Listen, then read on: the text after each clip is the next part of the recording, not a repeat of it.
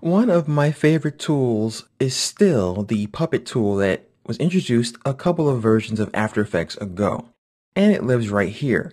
You'll see this little icon of a pin. What it allows you to do is to animate things that would be difficult to do normally. So what I'd like you guys to do is open the same file I'm about to open to. You'll find it inside of your work files folder, but mine is on my desktop, so I'll show you what it's called. It's called Hannibal.png. And what this file is a 3D render of my company mascot, who is Hannibal the Mastodon. So I'll go ahead and open that.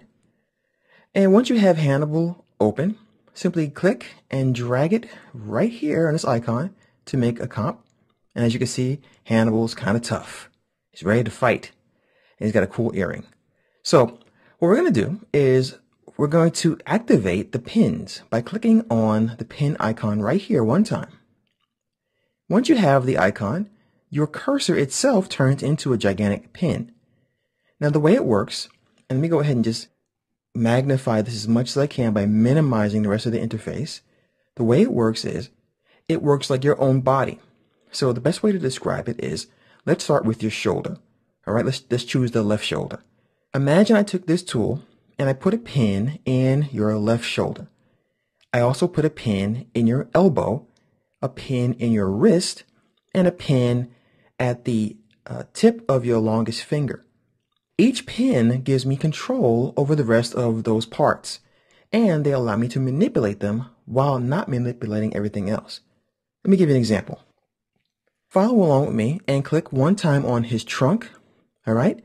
And with this pin here, we can click on it, and when you move the pin, the whole character moves. That's because we have a control point, but the rest of the character doesn't have anything to lock it down from being moved.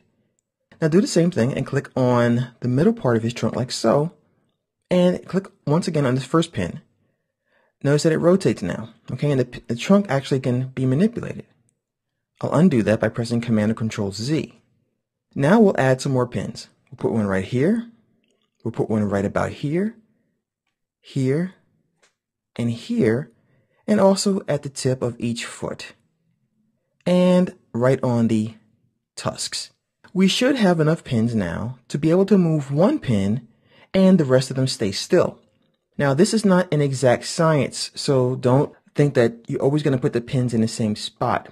It depends on several things.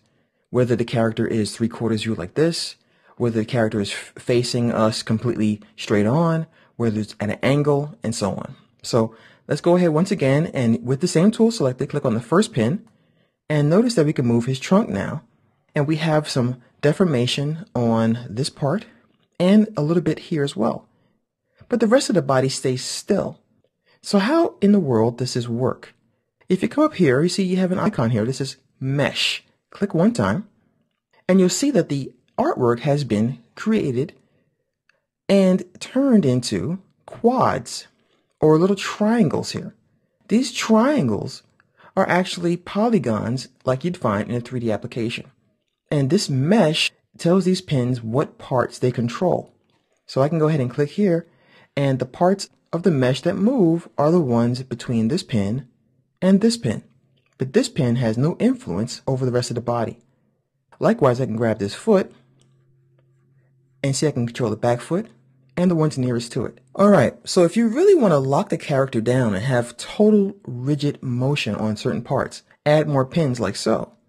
And now I can click on this foot and we get less motion here.